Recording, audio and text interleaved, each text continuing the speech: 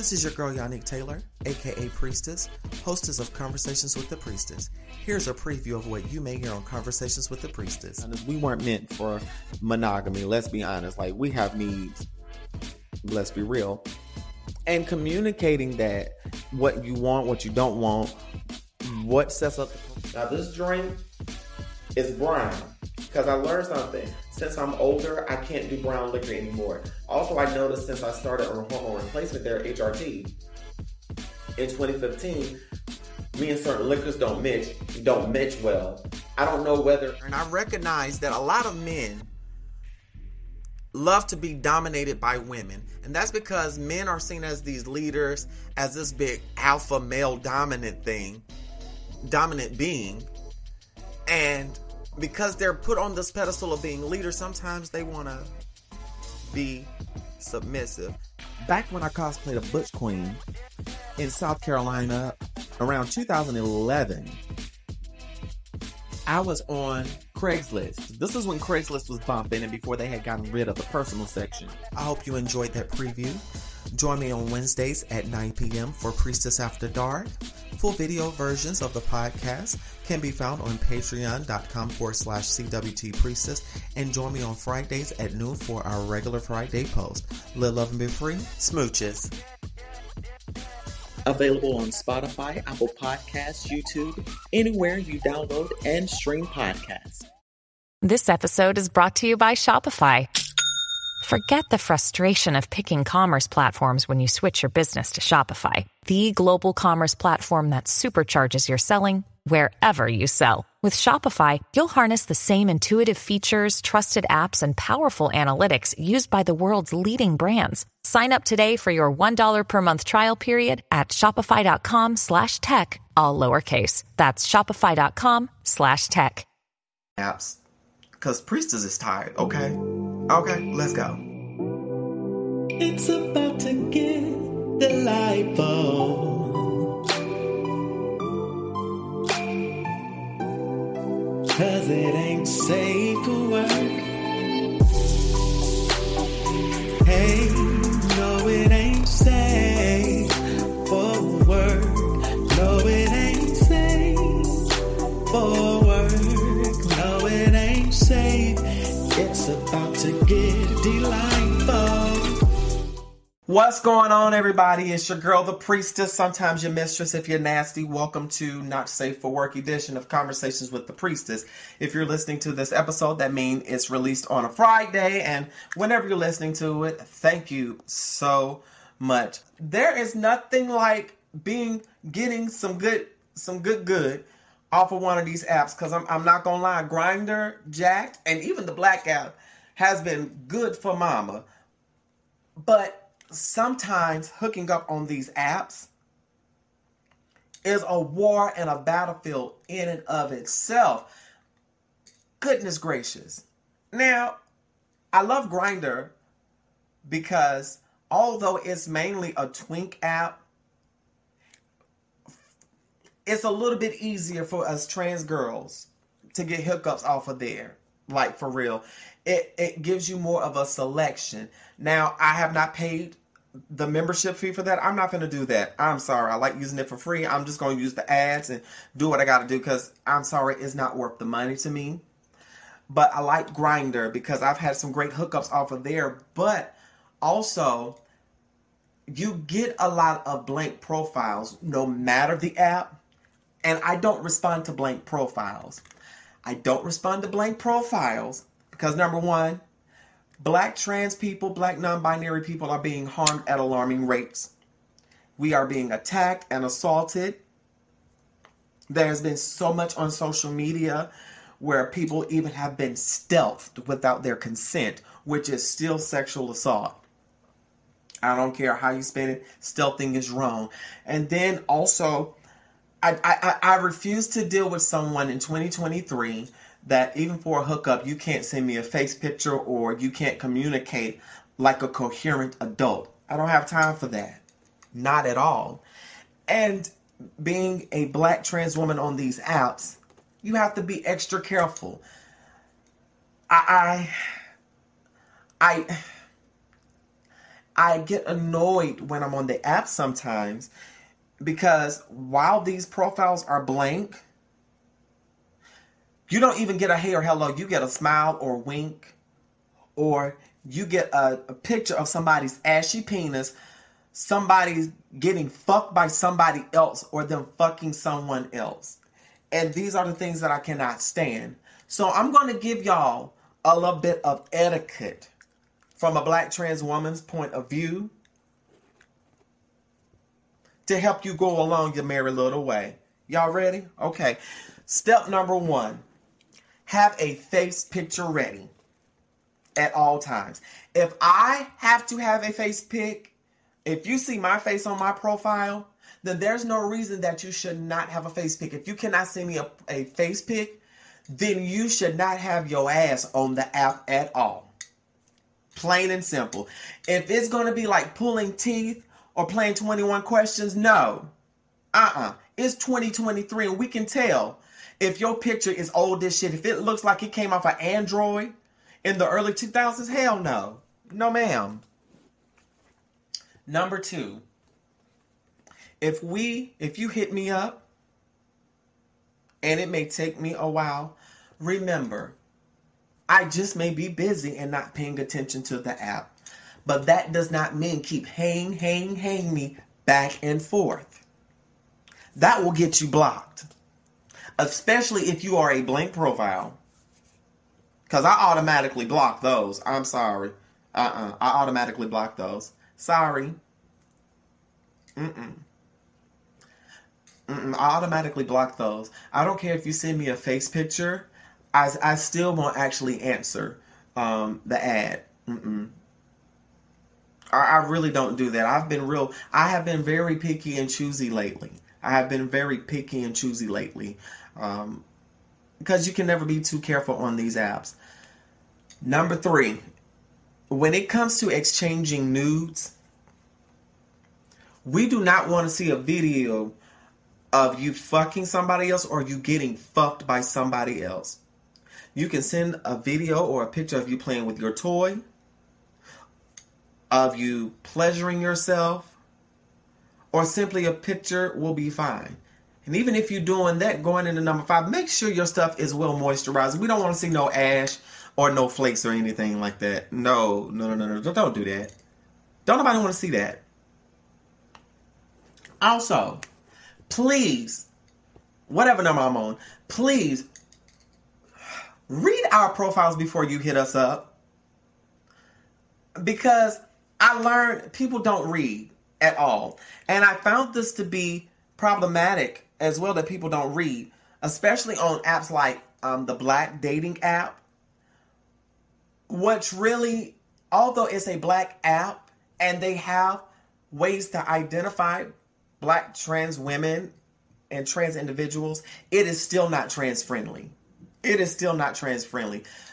the reason being is I feel like they should have something geared towards individuals that are looking for Black trans women. But we're going to have to create our own, which is why I actually like OkCupid. I like OkCupid for that reason.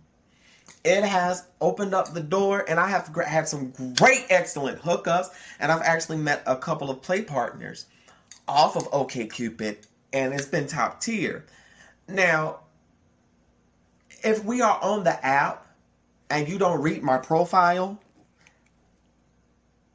and you don't fit what I'm looking for, or I give an age range of 28 to a certain age limit past 50, 55, and you don't read that, I'm going to block you.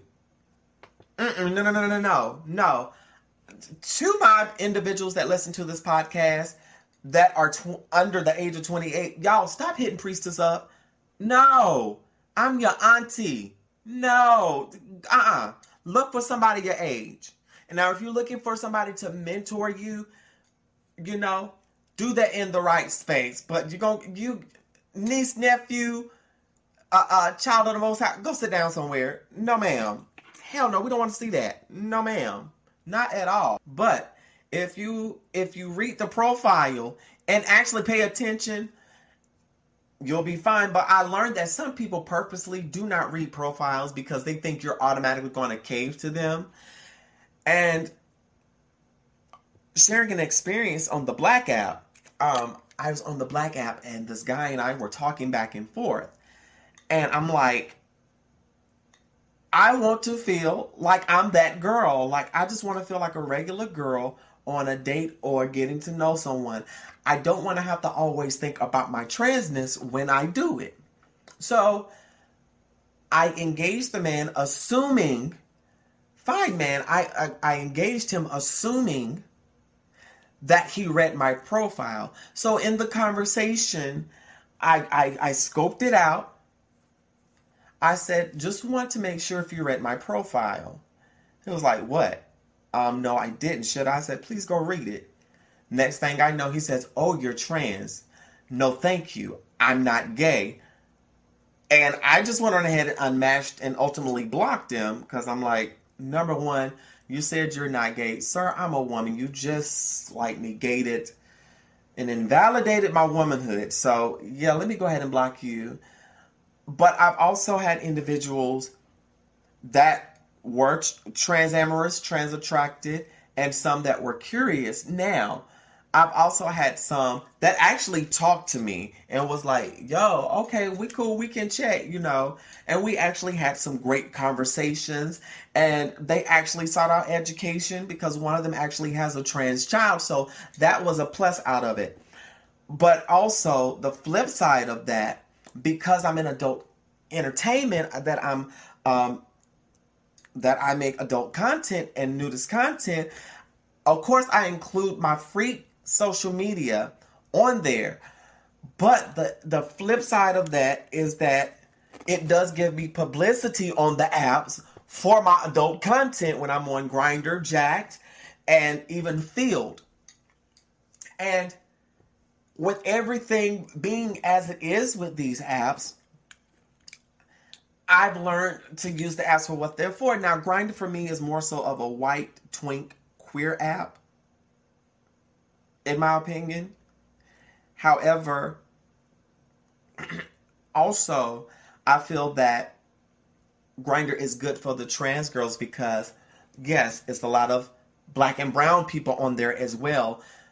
And the only thing is now they really want you to pay an arm and a leg for a hookup, and I'm not going to do all of that. No, ma'am. No, ma'am, not at all. Not at all.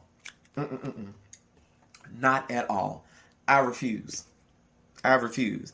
And the same thing goes for Jacked. For all of these apps, they're going to make you pay, but it's really not worth it at the end of the day because it's really a game of chance with these hookup apps.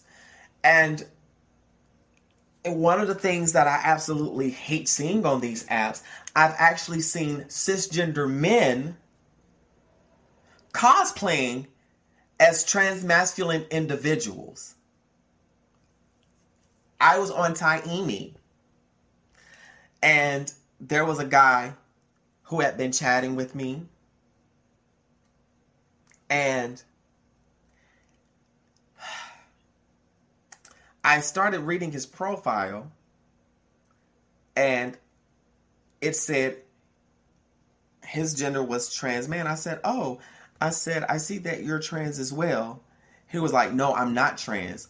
I was like, oh, so why do you have it on your profile? Wait, let me explain. I said, no, you can't explain that to me. And so I went through and I actually saw these men that I know for myself are cisgender portraying as trans individuals. And that shit is very harmful to the trans community, in my opinion. Because why would you do that? That is adding to the narrative that trans people are tricking folk. We don't need that narrative. And not only that, but I'm tired of getting confused for a cross-dresser. And it gets on my nerves because a little tidbit about what a cross-dresser is. A cross-dresser is someone who gets pleasure off of dressing as the opposite gender or dressing in things that does not apply to how they display their gender on an everyday basis.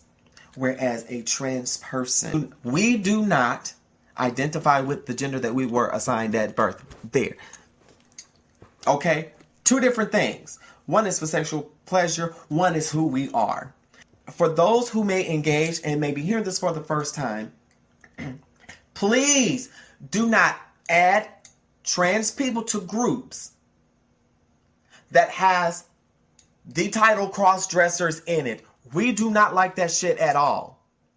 Because people confuse the two. And again, that's not helping the trans community at all. That's adding to the narrative that we're confused. And we don't need all of that. Major difference. And so that's another thing that I experience on these apps. It's just a bunch of foolishness. And then you have individuals that, because I'm also an adult content creator, they also will hit me under the guise of wanting to create content. And as an adult content creator, if you even talk about creating content with me, number one, we're going to converse via email. I want to have a paper trail of our conversation, and you're signing consent forms and agreements as per the entities that I have. That's how it goes. And when I start talking business, I either get blocked or they're no longer interested. I'm like, well, since you hit me up on the business tip, okay, and then you're flaking, why are you even bothering me? Why waste my time? I'm sorry, you know what industry I'm in, so don't play on my time. Don't do that. And it's annoying on these apps when it's a constant thing. However, I have found an alternative. This alternative is called FetLife.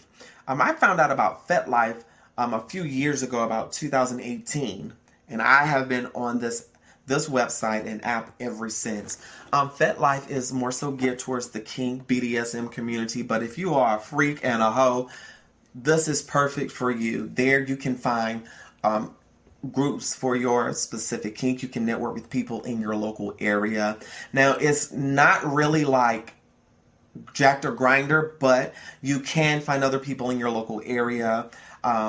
It's sort of like what Craigslist used to be back in the day with the personals, sort of like that. You have message boards, local forums. You can network with other people as well. That is a website that I use, and I also love using the app Lex. However, they charge a $4.99 fee now to even post in a different city, which I'm like, that doesn't make sense, but okay. And I'm just being real with the app, you know. But before they started charging, I found some great friends on that site. I still use Facebook every now and then, but I actually prefer FetLife. It's through FetLife that I actually threw a nudist event. I also like to use MeWe as well. I'm going to put where you can find me on FetLife and MeWe in the show notes for those who are into kink and BDSM. FetLife has actually helped me because it was through FetLife that I met a mentor in BDSM and in dom play. And I was able to go to the Dark Odyssey Fusion Camp earlier in June of this year. And I'm going to talk about that on a later episode. That was a great experience, and I cannot wait to talk about it. The girl had fun. And yeah, that's going to be in the later part for the hotels. But I absolutely love FetLife because I'm able to have a conversation with individuals, and I actually am able to go and really be a part of a community. I'm a part of a Munch group and a Black Kink group, and I absolutely fucking love it. Like, for real, for real, for real. And it's been fucking awesome. So I'm going to take a break. And y'all, I'm going to tell y'all about some bald-headed hoe shit that I was on and how I vet people when I am hooking up. So y'all live, love, and be free from the Priestess Smooches. Welcome back. So as we were talking about the apps, I wanted to talk about how I vet individuals on the apps. For me, when I'm talking to someone on the apps, number one, it depends on the scenario. If it's like, I done got off from work, I done took a hot bath and cleaned up, I'm feeling a little frisky because I done ate some good fruit and some seafood, or, you know, I'm just horny, I may hop on the apps, peruse, but number one, I'm going to look at your approach, depending on how we start communicating. Number one, I'm going to get the preliminaries out the way. I'm going to tell you my STI status is, that, you know, we need to know. Share that with your partner. Roles, what we're into, what time we're going to meet, you know, am I coming to you or are you coming to me? Things like that. But as I stated before, I don't do blank profiles. If you send me a face picture, cool, but that doesn't guarantee I'm going to deal with you.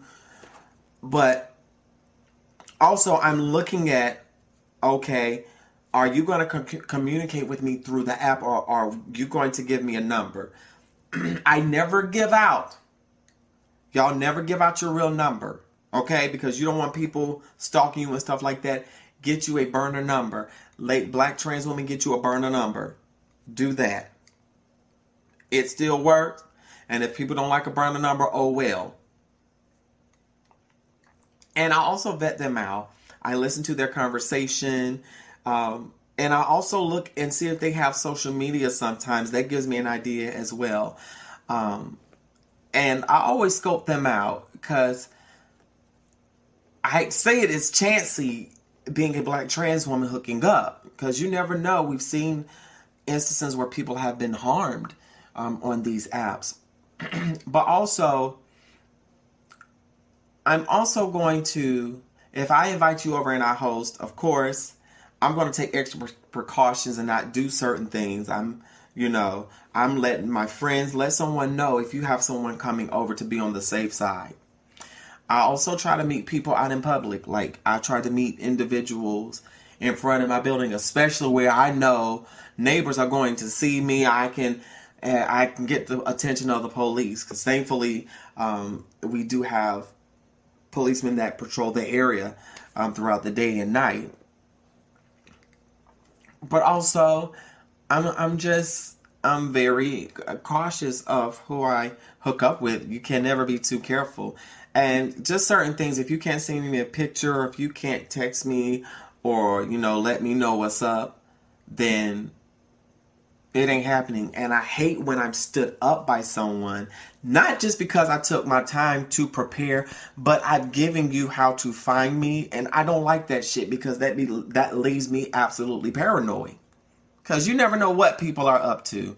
And I'm like this also, if we are scheduled to meet and you don't have the common decency to tell me that you're not coming, or you've lost interest for whatever reason, then just say that instead of just ghosting people.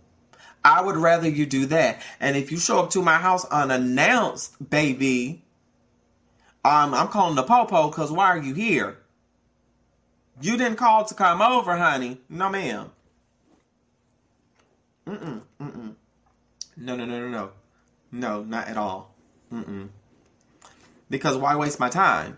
But also on the apps, when I'm vetting out someone, especially when making content, and I do more so of connecting for content on FetLife. FetLife is more suitable for that.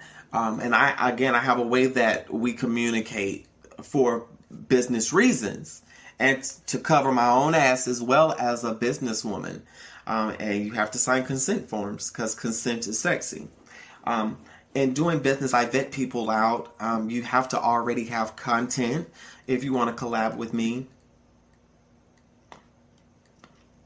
I have certain things that I'm not into. We're going to talk and see what we're into.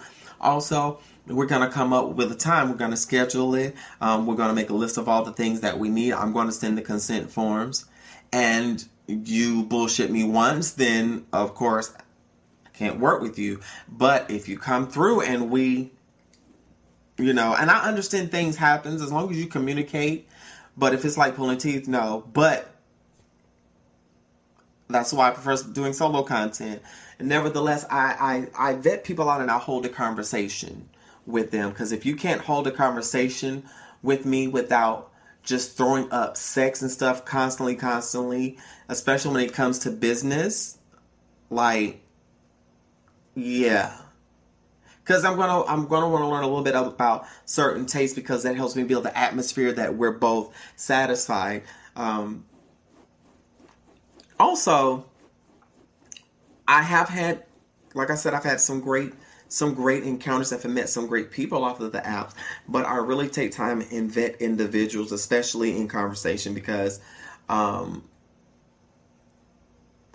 being fetishized is annoying, but I love making money off of it. I'm going to say it like this. I like being lusted after in the appropriate setting. Let's put it like that.